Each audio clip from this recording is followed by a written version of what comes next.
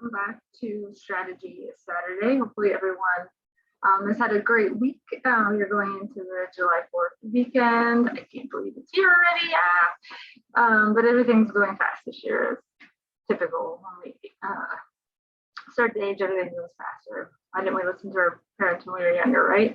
But welcome back to Strategy Saturday. So today we're going to talk about nurse burnout, which why most of you are probably here is dealing with stress and burnout. Unfortunately, with the pandemic, that's become worse. Staffing issues make every day more stressful. We kind of know the increased pressures that we've all been under, the lack of resources, and then, as I said, staffing and some of the patients too. It seems like things have gotten a little bit more difficult in general for everyone, and then it kind of trickles down. So some of this information is adapted from the USAHS blog. So we all know that no job is stress-free, right? It doesn't matter what you do, you're going to have stress. But because clinical nursing work environment is by nature just a high stress area, right? We have to make decisions that can impact patients' lives. They need to maybe take some extra care for ourselves to avoid that mental and physical condition as we know it as burnout, right? So what is nurse burnout?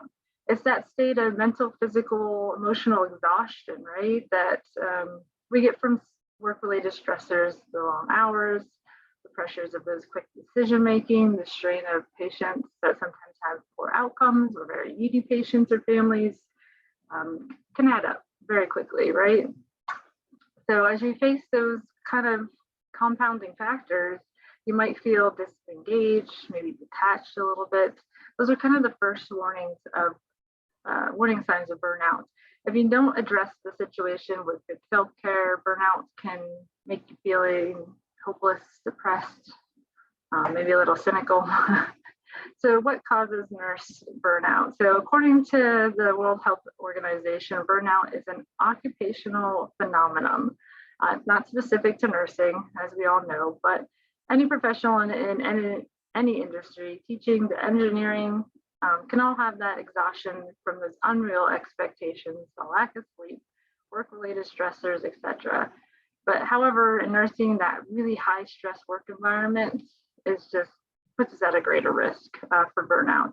You also have the contributing factors where the baby boomers are aging and there are more chronic diseases, comorbidities.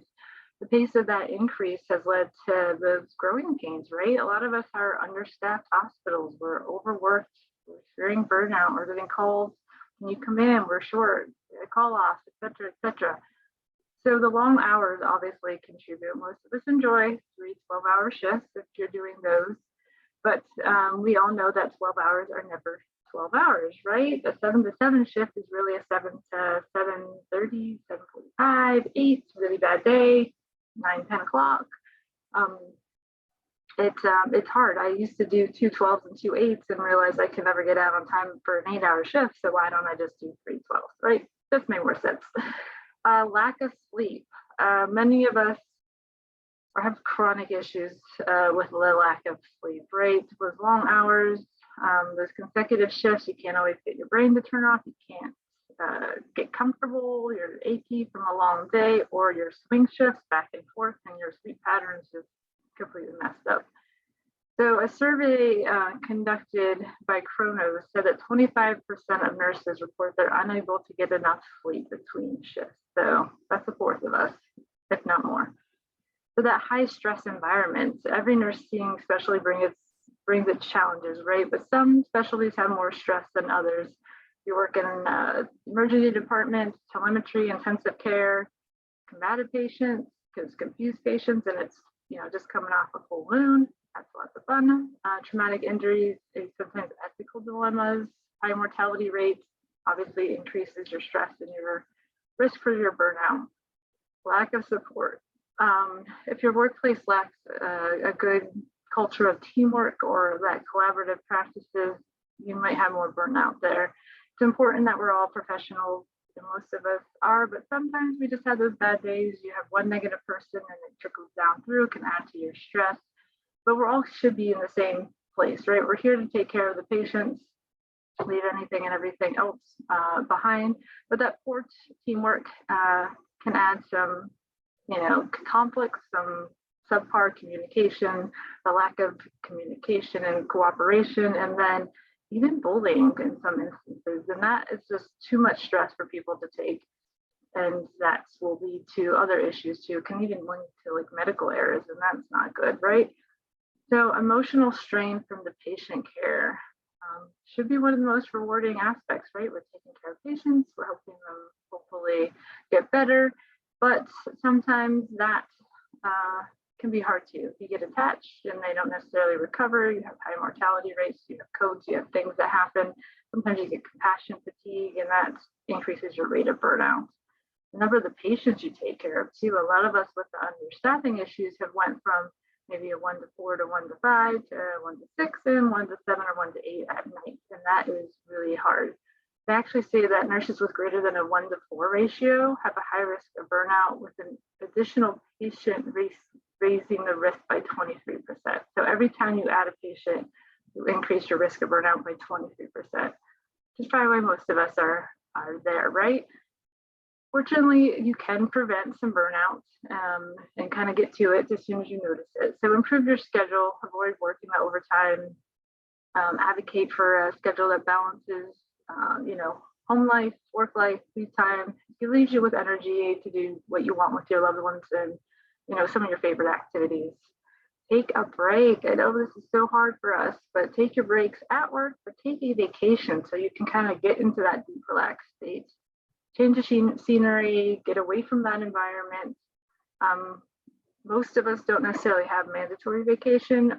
We highly suggest taking at least a week off in the summer. I take a week off pretty much every quarter of the year. So I guess maybe only 3 times in the summer, then like late fall, and then middle of the winter there. So every 3 to 4 months, I have a full week off, and that's the best part about nursing, right? For most of us that work those 12-hour shifts, you can kind of front load, back load, and get a week off without even taking PTO time. So that will increase your job satisfaction and decrease the turnover rate as well. Seek support, right? Get into a support group, get a buddy system. This is your out Facebook page here for those that want to reach out and you're having issues. Everyone's kind of on the same board with that, and we're here to support you in any way we can. But you need to find time to really relax and feel heard by your peers. You want to actually feel like you're expressing yourself and someone's taking notice of what is going on, especially if you're feeling hopeless or depressed. Really think about therapy or a counselor as well. Learn those coping mechanism skills, right? Kind of what we've talked about, those breathing techniques, the 5-5-7 breath, the meditation, exercise, that movement, journaling, gratitude journaling, post-work relaxation routine can make a huge, huge difference with your physical and mental health and your overall well-being, right? That's kind of the goal. Kind of change your specialty too if it's too stressful. Nursing's great, anything and everything for whatever works for you. You can always go back to school, change where you're at, become a nurse educator, or in my case, a coach. So if you're kind of noticing those signs of burnout, be sure to kind of up your self-care game. It's important for you, it's important for your employer, and it's important for your patients and of course your family as well, right? So thanks for joining me this week for Strategy Saturday, where we navigate the challenges of nursing. Hopefully you can use some of this information, notice the burnout, take action for self-care before it's too late, right? Before you really, really get burnout. Remember, I'm here to support you if you need to talk, so are the rest of the group. You're not alone with this. And we're all here to just support each other, no judgments. So message me if you need some extra support, and then remember to join me next week for Strategy Saturday. Everyone have a great 4th of July weekend.